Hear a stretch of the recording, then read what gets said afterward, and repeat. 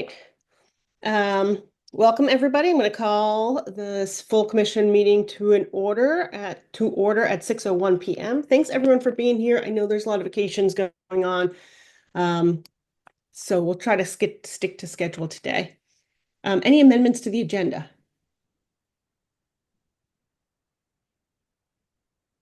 All right, hearing and seeing none, we'll move on to the next items, which is administrative items and reports. First up is the approval of our minutes from our July 29th, 2025 meeting. The link was provided in the agenda. Hopefully everyone had a chance to look at those. I'd entertain a motion to approve. Steve Lemke raised his hand in the room. Oh, thank you. Thank you. I really can't see, so thanks for letting me know. All right, motion by Steve. Do I have a second? No second. Thank you, Rick. So a motion by Steve, a second from Rick to approve the meeting minutes as written.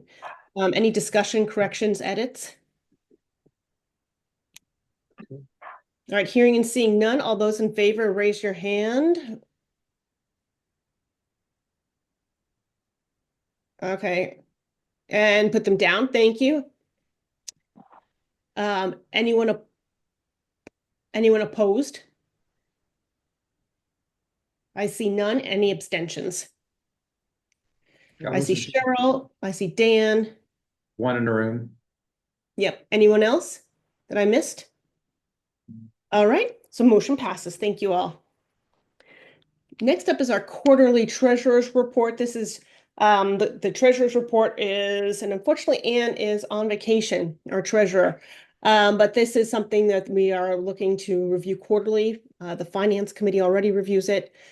We've reviewed it at the executive board level, but we want to make sure that it gets reviewed at the at our full commission level. So hopefully people had a chance to look at that. I'm going to ask if anyone had any questions about that.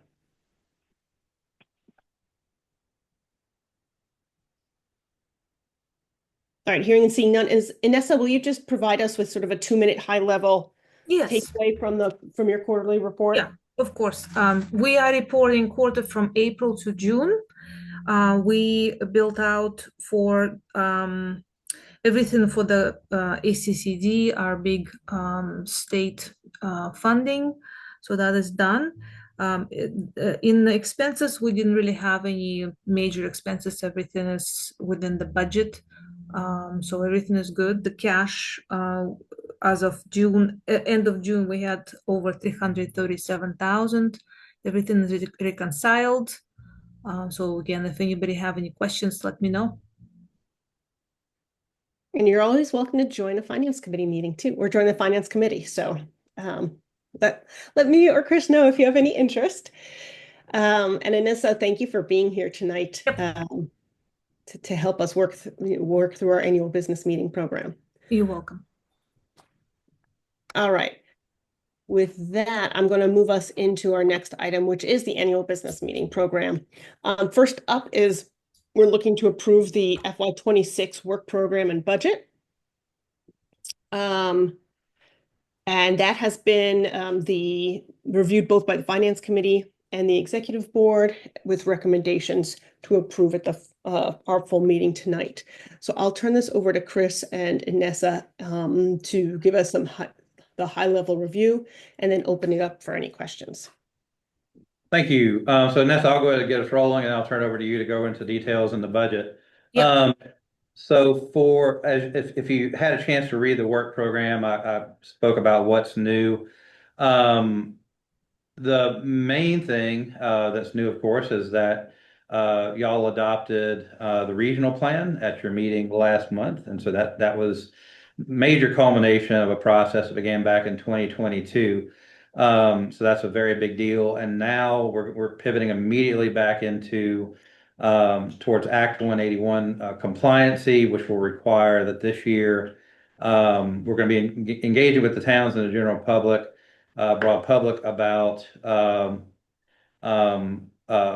bringing our future land use map into compliance. Basically, there's going to be consistency in the land use areas, the titles and definitions, and also the colors among all the regional commissions. So ostensibly, individually, collectively, the regional plan maps, the future land use maps will create a statewide land use planning map from the bottom up. And one of the main things we'll be doing, our main land use areas probably won't be changing much because you guys just adopted a plan that basically has all. We were already using the same or similar land use categories historically for like this is my 15th year. We've been doing it similarly for probably 20 years. So basically the other RPCs are kind of getting up to where we were. But the main changes will be we have to map basically areas prioritized for development within each of the towns. And so we'll be working with the towns and the town planning commissions to identify those. And the nice thing there too is that as we update the regional plan and as towns update their town plans, we always strive for consistency. And so that shouldn't be a heavy lift. So that's happening. The other thing, just budgetarily, is the Municipal Technical Assistance Program is winding down. And then the Municipal Energy Resilience Program, it will be kind of winding down that. Well, it's really wound up in terms of construction and work being done on municipal facilities. But as far as any new funding, that has come to an end. And then I note that in spite of the dramatic changes at the federal level, we haven't really seen any major direct budgetary impacts yet. But as I note, we may start seeing them more in 2027. So far 2026, we're still looking okay. We're not as robust budgetarily as we have been in past years when we're benefiting from the ARPA funding and IIJA and other things that the legislature had appropriated funds for that ultimately involved us. And then there were also additional funding. There's additional funding related to the 2023 disasters and support for developing hazard mitigation projects in towns. But we have to see ultimately what the impact the federal policy changes and funding changes are going to have on the overall state budget. And there's just no way to know how that might affect us yet. But also, the other thing I note here, and that we'll note in the budget, and this will be my last thing I'll really say about it, is in most years, we had always made an assumption based on past history about municipal projects or regional scale projects. By regional scale, I mean things that we would do at a regional level, usually based on some appropriation from the state or some state agency or some federal opportunity. And the municipal level, these would be like special projects that towns would have us take on. We budgeted from a revenue standpoint very conservatively, and so we made no assumptions based on prior years. So the fact is we're probably going to be in a better things will likely come up, but we wanted to base the budget on a very kind of I guess austere forecast so that if things change in the coming year like they did, there was kind of the yo-yo effect earlier, right? When funding was kind of suspended or taken away and then restored. We didn't want to get over our skis, so the idea was be very conservative in our revenue estimates, and then actually more, I guess, for like liberal in our expenditures. So like now we've got a better sense of what the health insurance rate are going to be. We probably overestimated that a little bit, but would rather overestimate that a little bit than underestimate. So that way our revenues and expenditures are more in alignment. If you want to dig into the detail, I won't go through them all right now. I'll have Anessa do an overview of the budget, but when you look through the different work elements, we identify broadly what areas of work we plan to do over the coming year. And then if you look at the budget itself, it actually calls out very specific projects in the revenue stream. So if you're curious about that, you can look at that information. So, and I think, Gabby, if it's okay, before we take questions, I'll just have Anessa give the budget overview. Sounds good. All right. So you have the PDF of the budget in front of you, everybody? Or do I need to share the screen? No? All set? All Does right. anybody want to see the budget on the screen? Or would you rather see each other's faces? Sarah looks like oh no, Sarah's talking to someone. Sorry. Choice.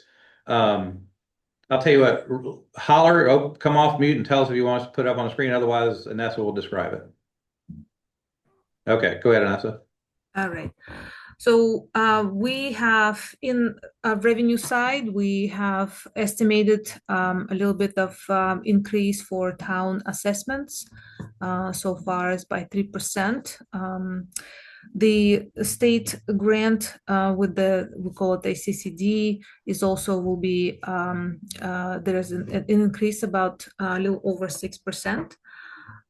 Then we have various projects, as Chris explained them in town technical assistance and municipal projects, and later on in the revenue projects, regional projects. So we have, I'll just touch base on the regional projects. We have brownfields, a group of brownfields at the top, and then we have Clearwater also. Some of them revenue lines are at the zero right now because they're still settling, and sometime in September we will know exact amounts. The EMPG, the emergency response program, we just heard it will be the same income, the same funding level funded. And that's, I'm going to jump in real quick. You remember the last meeting, we were unsure if that was going to be funded at all. And FEMA did in fact release the funding. Well, they've allowed people to apply for it. So what we are in the Vermont Emergency Management budget, we are level funded. We had actually assumed that if we were going to get funding at all, that we would be cut, but that was not the case. So that was good news on that front. Yep.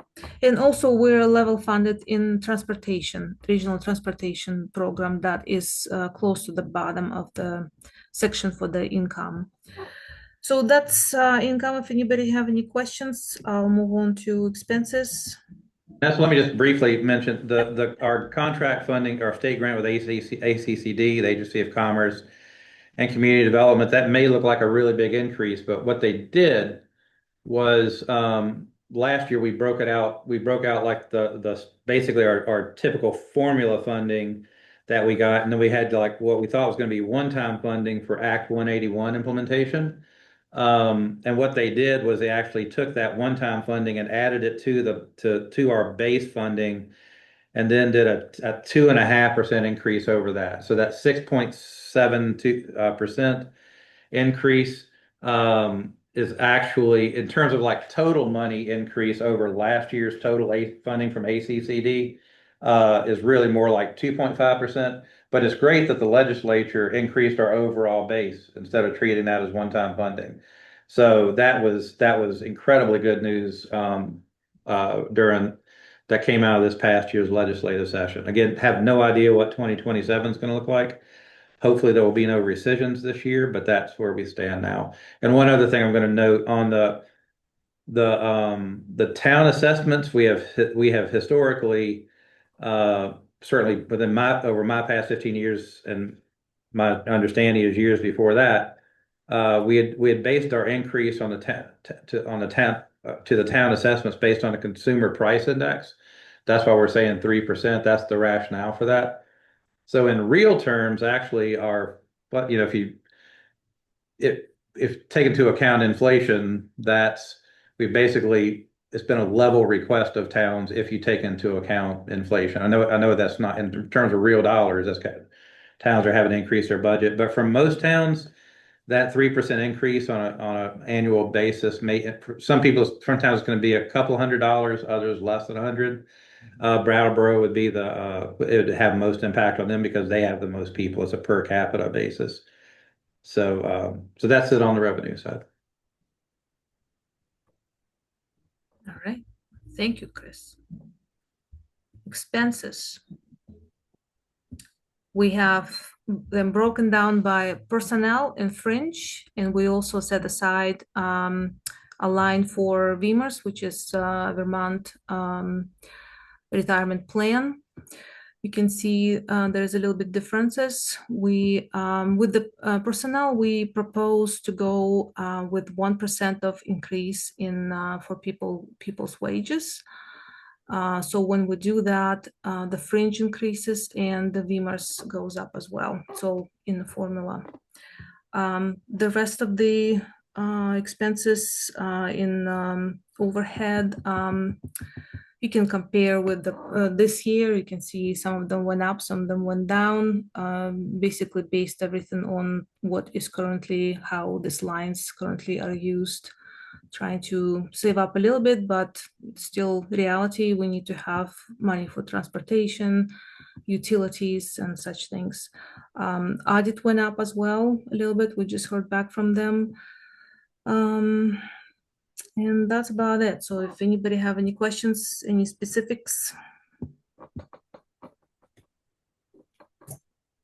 So does anyone have any questions about either the proposed work plan or the budget as presented?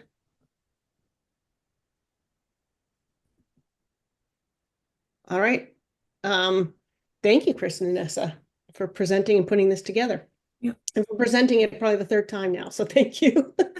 Right. I appreciate it. If as I'm not hearing any questions or concerns, I would entertain a motion. I'm going to do it together. A motion to approve the proposed work plan and budget. I move we approve the proposed work plan and the proposed budget. Thank you, Bonnie. Second from Sarah. Thank you. Any further discussion or comment? Hearing and seeing none, all those in favor of approving the FY26 work plan and budget, raise your hand or say aye. Well, just raise your hand. That might be easier for me personally.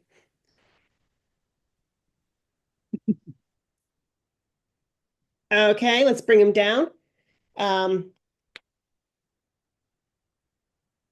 Anyone opposed? I see no oppositions. I just see sort of remnant hands. So no opposition. If I'm wrong, speak up now.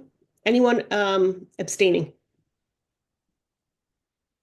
I hear and see nobody abstaining. So our FY26 work plan and budget is approved unanimously. Thank you all for reading it and taking a look at it in advance and being prepared. And thank you to Chris and Anessa for doing a thorough job. Great. Thank you. I will leave the room. Okay, yeah, so you can stay or leave, Vanessa. It's up to you. Thank you. Take care. Thank you, Nessa. All right, moving on to our next part of our annual business meeting, which is nominating committee nominations. I'm going to turn this over to Steve Lemke, who's the chair of the nominating committee, and I want to thank him in advance for all of his hard work working with me and with reaching out and developing the slate of officers, exec board, and public interest commissioners, or special interest commissioners, and putting together what I believe is a really strong slate for your consideration. So with that, I'll turn it over to you, Steve. Thanks, Debbie. Vanessa's gonna miss all the fun, so too bad for her.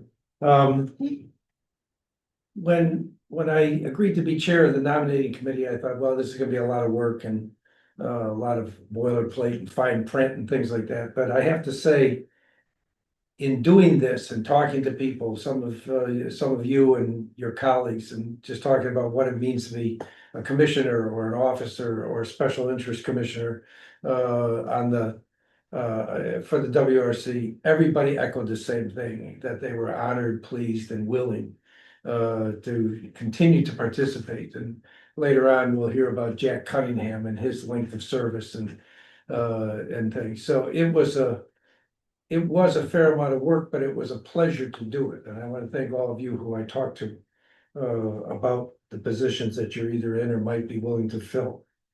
There is some boilerplate and fine print that goes along with this, so I want to read it. Per the Wyndham Regional Commission's bylaws, the elections are to be held during the annual business meeting of the commission, that's tonight, And each year, the nominating committee is to bring forward a slate of nominees to serve as officers and executive board members. The committee has also traditionally brought forth a slate of nominees to serve as citizen interest commissioners, which we'll also be doing tonight. The term of office is the fiscal year beginning October 1st, in 2025 and concluding September 30th, 2026. In addition to the slate of nominees brought by the committee, nominations will also be taken from the floor. So in the interest of time and sort of a plan here, each of you, it was included in your packet was the list of the slates and the people individually nominated for those positions. So I'm going to go down and read all three of the slates. Then I'm going to come back to say, are there any nominations for any of the positions from the floor? And contingent upon those responses, we'll move on from there to either approving the slates as they are brought forth, or having elections for the floor nominees. So the nomination committee brings forth the following nominees to serve as officers of the WRC Executive Board. Chair Gabby Trefrader from Guilford, Vice Chair Bonnie North from Rockingham, and the Secretary Treasurer Ann Golub from Newfane. The nominating committee brings forth the following nominees to serve as to serve as members of the Executive Board. These members serve in addition to the officers mentioned above. Stephen Chait from Halifax, Rick Cohen from Rockingham, Bill Dunkel from Wyndham, Gretchen Havlicek, who is a Citizen Interest Commissioner for Community Development, Steve Lemke from Guilford, Jim Pinkerton from Vernon. And finally, the nominating committee brings forth the following nominees to serve as Citizen Interest Commissioners. For Agriculture, Lynette Hamilton, Arts and Culture, Robert McBride, Community Development, Gretchen Havlicek, Conservation, Corey Ross, Economic Development, Laura Sibilia from the Brattleboro Development Credit Corporation. For Healthy Communities, Stephen Dotson. For Housing, Elizabeth Bridgewater. Natural Resources, Kathy Erfer, and Tourism, Lynn Barrett. So those are the three slates that I'm putting forth on behalf of the nominating committee tonight.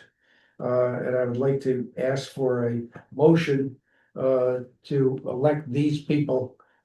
Nominations from the floor. Oh, well, Oh, sorry. first we'll do that. Okay, Then- got it. That this, I would like to put forth these three slates as nominees for each of the slates and then the positions mentioned.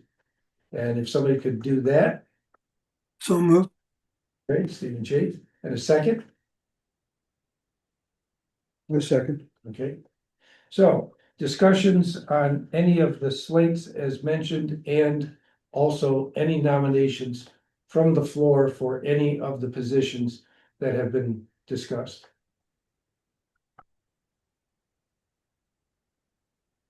Could I get a quick summary of what the executive board does?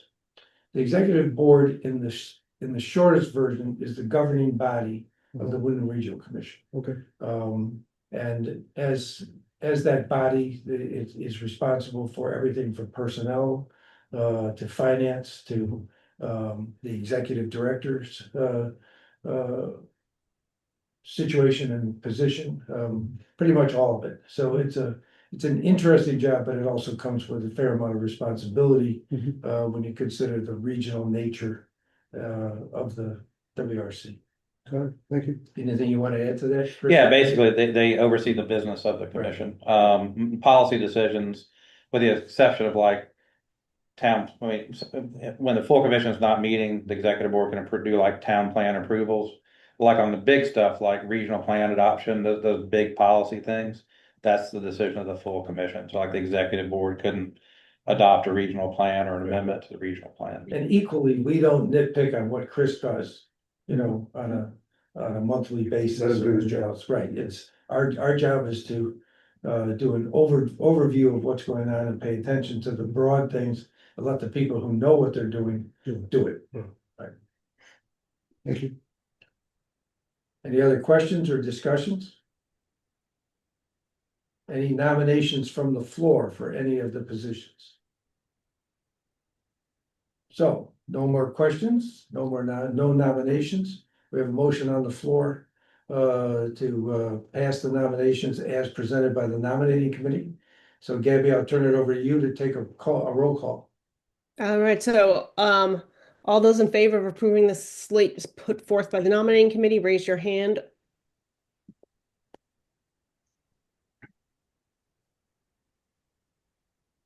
All right, put it down. I think that's everyone, but I'll make sure. Any opposed? I see no one opposed. Any abstentions? I see no abstentions. The motion passes unanimously. Thank you, Steve, again for putting this together and providing us to this slate to us in advance. I appreciate all your hard work. Sorry, my cat is very interested in this meeting right now. So thank you all. That's the major business for our annual meeting. We do have two resolutions that are up next, one in memoriam and one for long-time service. So I think I'll turn it over to you, Chris. I think we usually read them out loud. They were provided in our packet as well for your review. Yeah, and I just want since Stan is doing double duty on meetings, Stan, we still have a quorum. So if you want to break off, and by all means feel free to stay, but if you want to break off and participate fully in your planning commission meeting, you're welcome to do so or not. Just wanted to give you a heads up. Okay. So the first, I think the first one we have is in memoriam recognition of the service of Lou Sorensen. He is a former executive director, and I enlisted the help of my predecessor, Jim Matteau, who was former executive director, to help me with this. Because I knew Lou as a commissioner. Lou was on the executive board and search committee when they brought me on board, and was just an incredible resource when I came on. And it was really fortunate to have both him and Jim Matteau provide guidance to me when I first came on.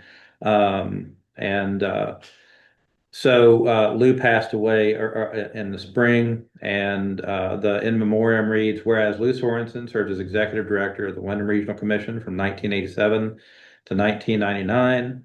Whereas during his tenure, he introduced many initiatives, including regional transportation, solid waste, geographic information system, and agricultural conservation planning.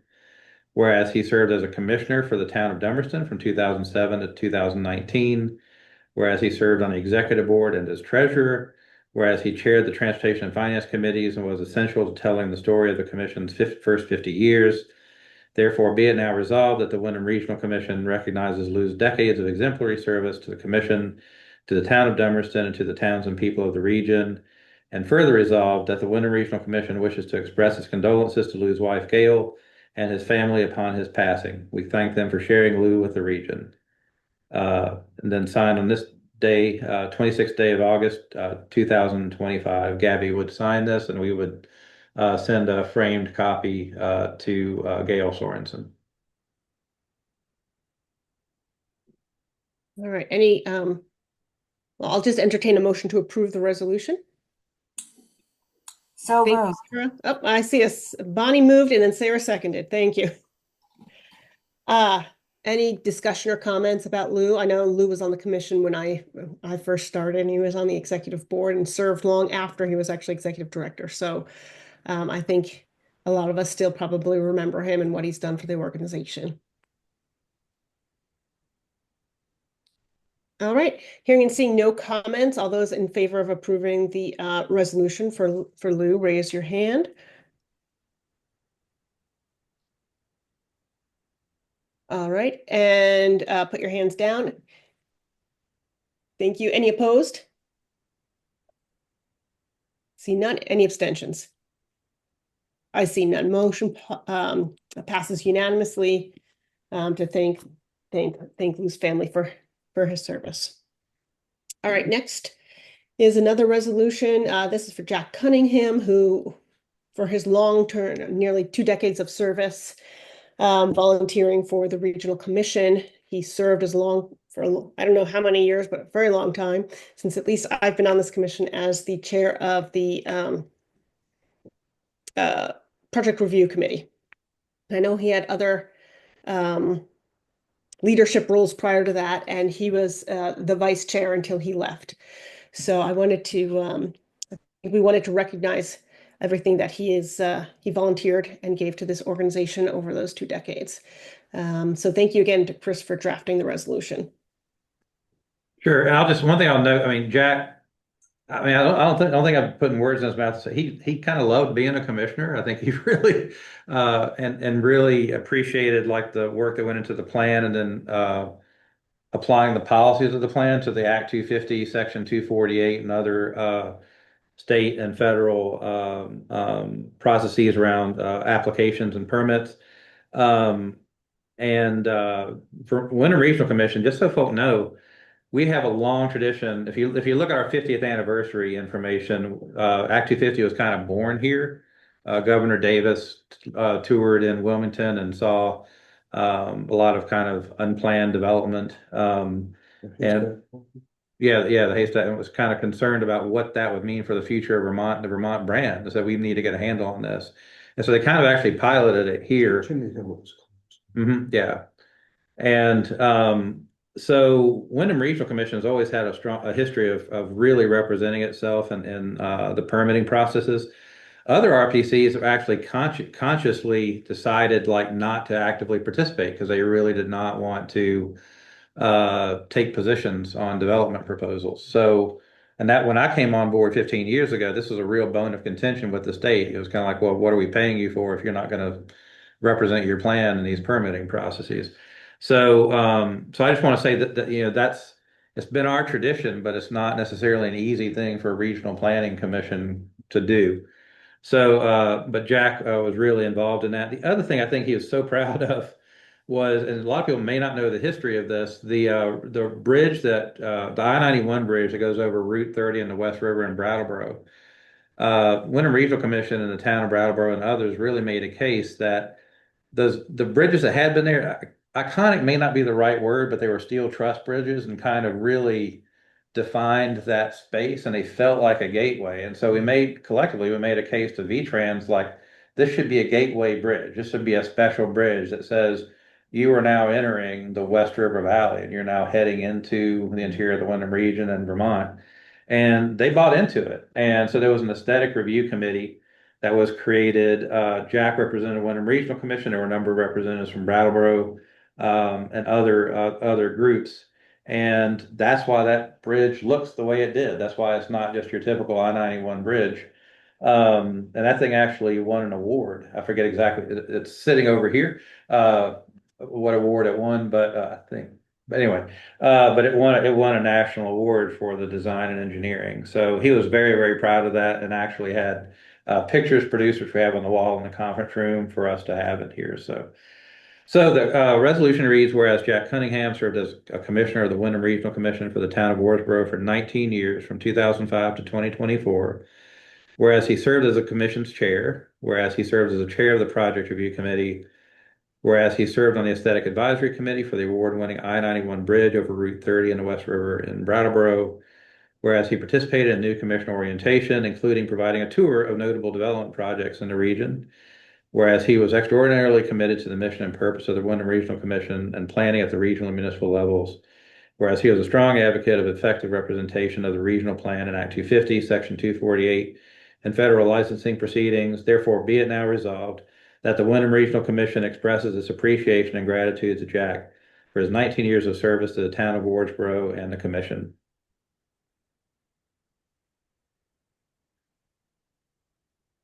All right, with that, I would entertain a motion to approve the resolution for Jack. Oh, look, I have a Stephen Chait and Sarah seconded. All right. Any comments, or I know I probably have too many stories about Jack to share, so I'm not going to take up your time with them. But if anyone want to share anything, I would open it up to anyone's comments or stories. I know he did a lot for us, and including a lot of tours introducing people to the region and took a lot of new commissioners under his wing. Steve Lemke?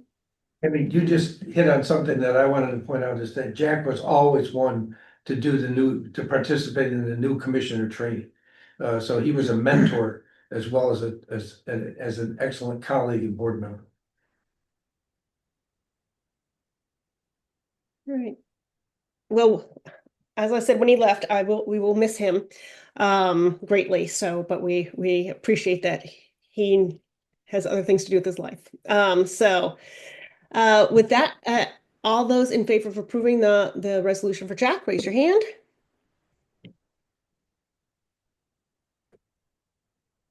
All right. I think that's everyone come and bring him down. I think I saw everyone's hand. But just in case, any opposition? Seeing none, any abstention? Seeing none, motion passes unanimously.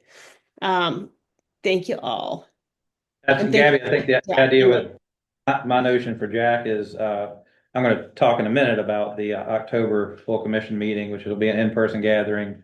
The idea, what I was thinking was we would invite Jack to the full commission meeting and give him the resolution there.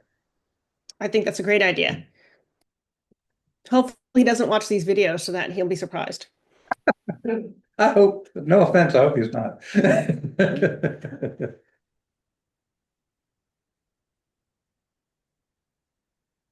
you want me to do my report? Yep, I was gonna say, I was just pulling up my agenda. Yep, next is the executive director's report.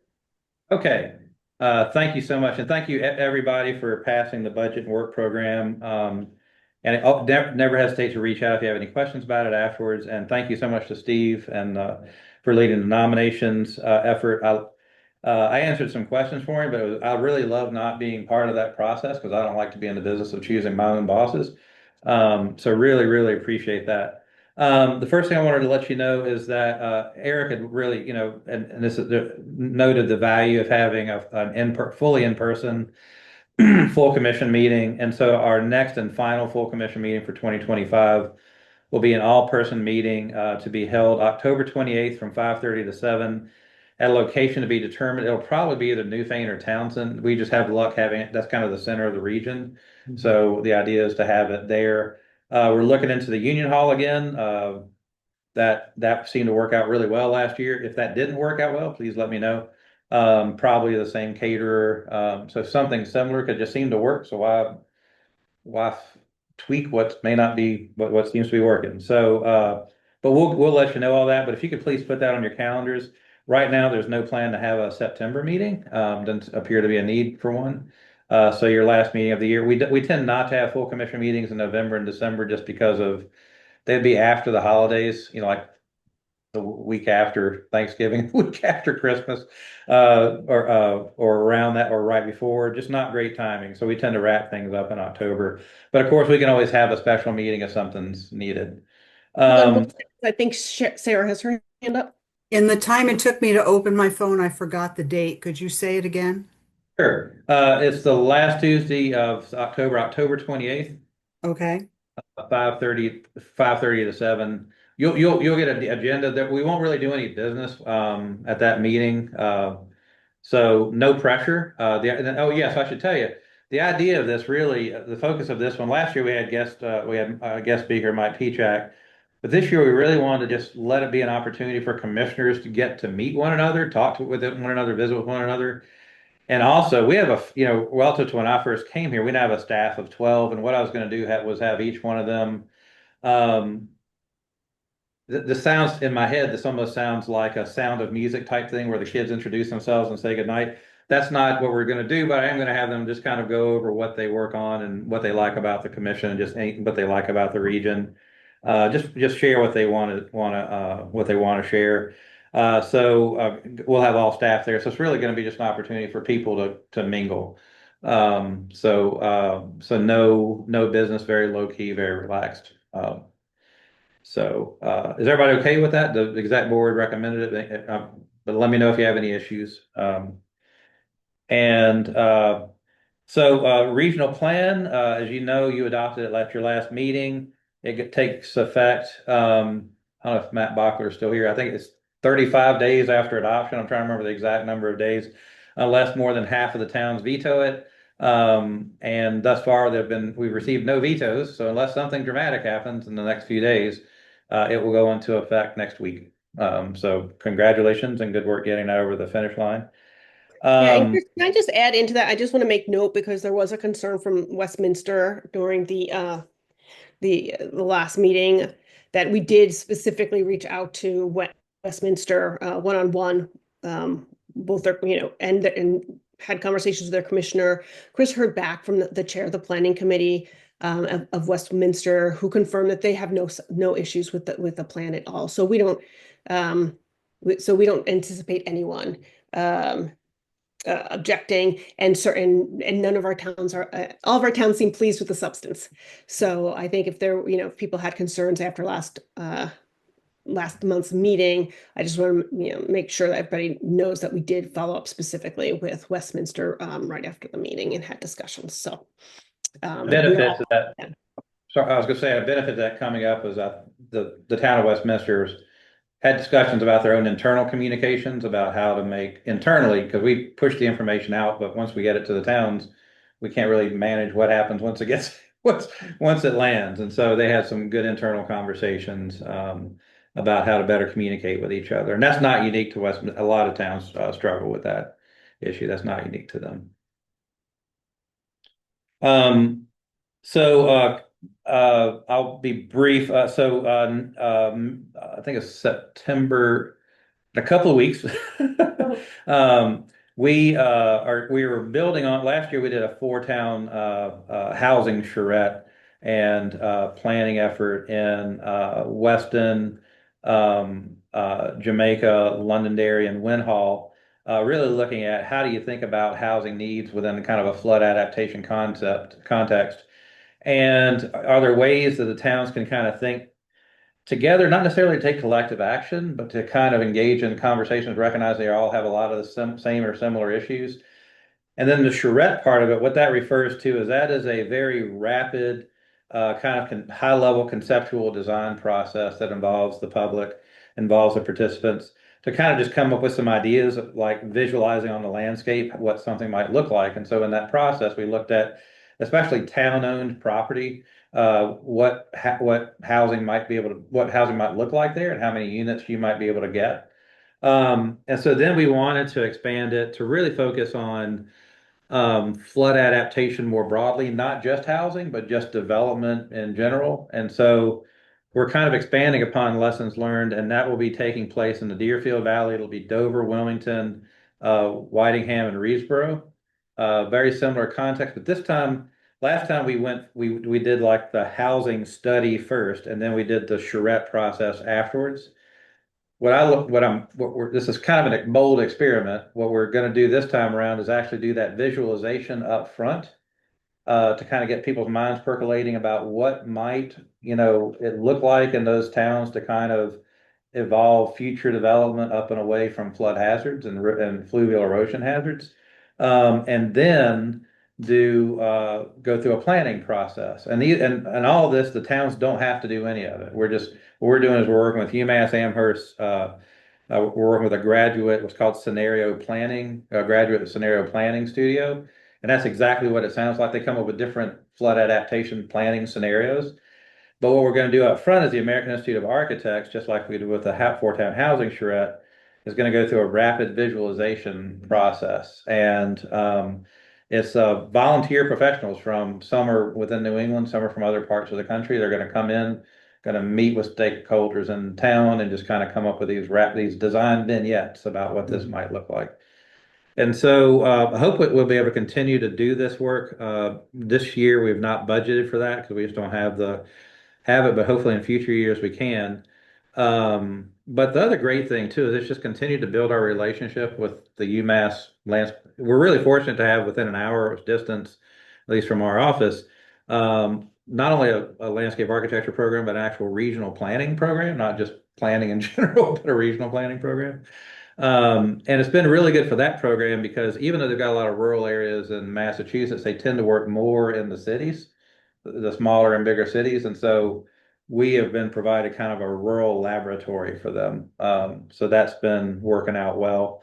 Um, so yeah, so look forward to getting that kicked off. And then speaking of universities, I've been doing outreach, trying to bring more university engagement into our region.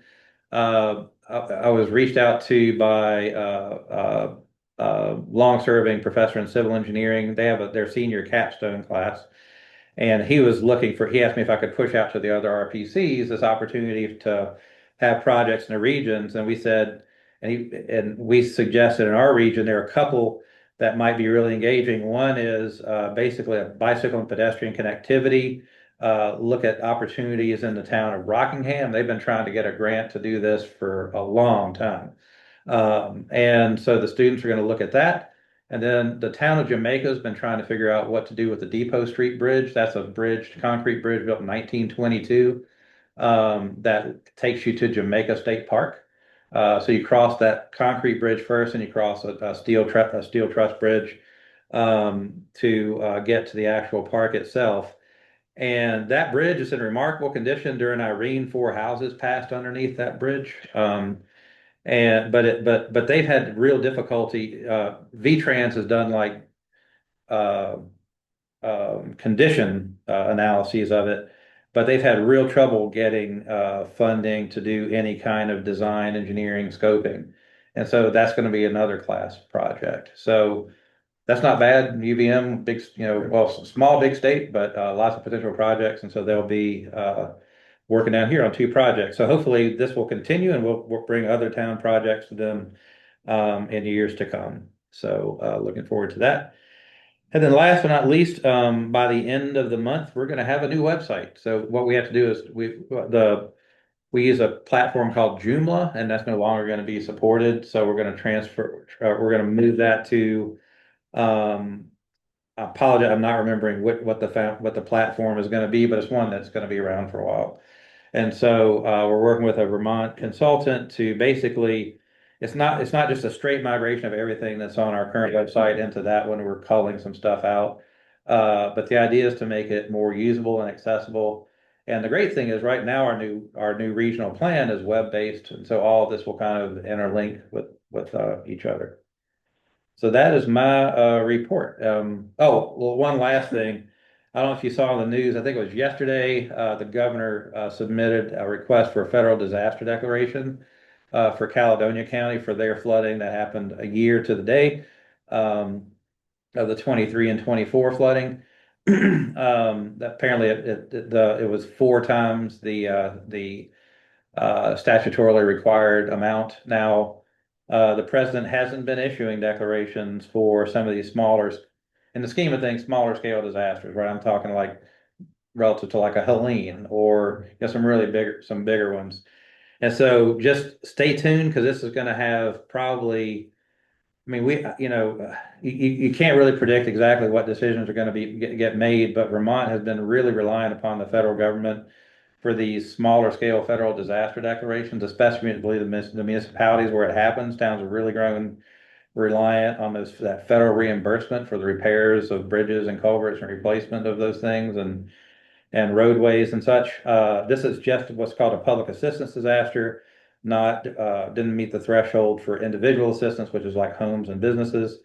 So just stay tuned, because it'll probably foreshadow what we can anticipate for what I would call our typical disasters that we have, 1 or 2 of in many years. I'd imagine we're also as a state, heading towards a drought disaster. I couldn't make the meeting, but the drought task force met yesterday. Some areas of the state are now in moderate drought. At my house, we are in moderate drought, but I think technically we're still in abnormally dry. But and there's no real rain in sight. And I don't know about you, I get nervous about rain now, but I also don't like droughts. I like to find the happy medium. So anyway, pay attention to what happens with that Caledonia declaration, and we'll see what happens. And today I met along with other people, the new USDA appointee Trump administration appointee for Vermont and New Hampshire. I think it was actually a fairly positive meeting. But part of what I conveyed to them was Vermont and other states were really relying on what's called when we have a disaster, we're heavily reliant on what's called the Emergency Watershed Protection Program. And this is about the only federal or public funding at all that's available when um, a house or a barn or a business or a road or something's about to going to fall in on the next flood. And so this is the funding that's available for stream bank stabilization and armoring. And it's literally next flood. It's like, next event, the erosion's going to cause the house or whatever to fall in. So I just conveyed how important that was, and this guy is from New Hampshire, and just noted again on the disaster side of things, just how reliant our small governments, especially in the absence of any county government and county taxes, are upon federal funding, especially when it comes to disasters. Other people were there to talk about economic development, community development, other stuff. So, any questions for me? Okay. All right, thanks, Chris. Moving on, this is just a standing item, project review committee report. Jim, I see you did not have an August meeting, but is there anything that you want to bring to our attention? Project Review Committee has been relatively calm during the summer. There's not been a lot of stuff that went through. Single project 248 in Vernon for solar project that we reviewed and passed on to the buck. We're going to have our first meeting in September 2nd, which will also be the first day that the new regional plan takes effect. So we get essentially the first cut on that plan in work. We're going to review some interesting short-term rentals in Jamaica that have triggered 250 and see what regional significance they have. Other than that, it's relatively slow. If you're interested in seeing an interesting meeting, I think this one for Jamaica is going to be a interesting discussion. Won't take long, but it should be interesting. And if you want to drop by, feel free. And just a reminder, That's really that's all going I to have. be. Go ahead, Jim. Sorry. Hmm? Go ahead, Jim. Go ahead. Second. So I was just going to say that, of course, all of our meetings, because we have a fair number of new commissioners, all of our meetings most all of them are remote. I say most all except for the October full commission meeting, which will be in person. But so feel free to, anybody can participate. All of our meetings are open to the public. So, and this is to me, it's a really interesting project. So even if you're just curious, you don't have to say a thing about the regional plan or even how it applies. It's just an interesting project that's happening in Jamaica. Concur. Yeah, Bill? Bill? Yeah, could you just repeat the date of that meeting, please? September 2nd. September 2. Okay, is that, I assume in the evening?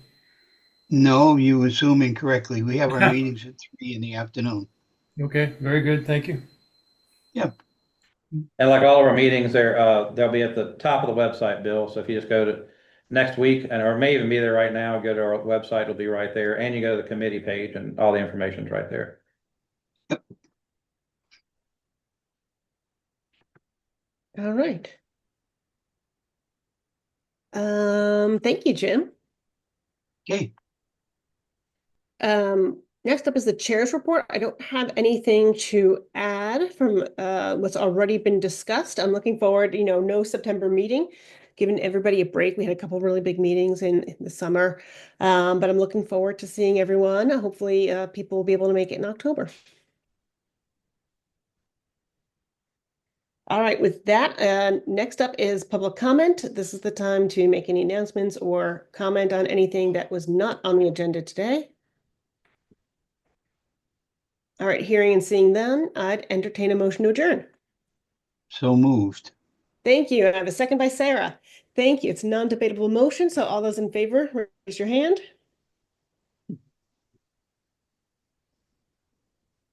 All right, put it down. Any opposed? No opposed? Any abstentions? All right, motion passes. We are adjourned at 6:56 p.m. Thank you all for being here. I know it's the end of the summer. Take care. Appreciate your time. Thank you. Thank you. Thank Good you. night. Thank you. Thanks, folks.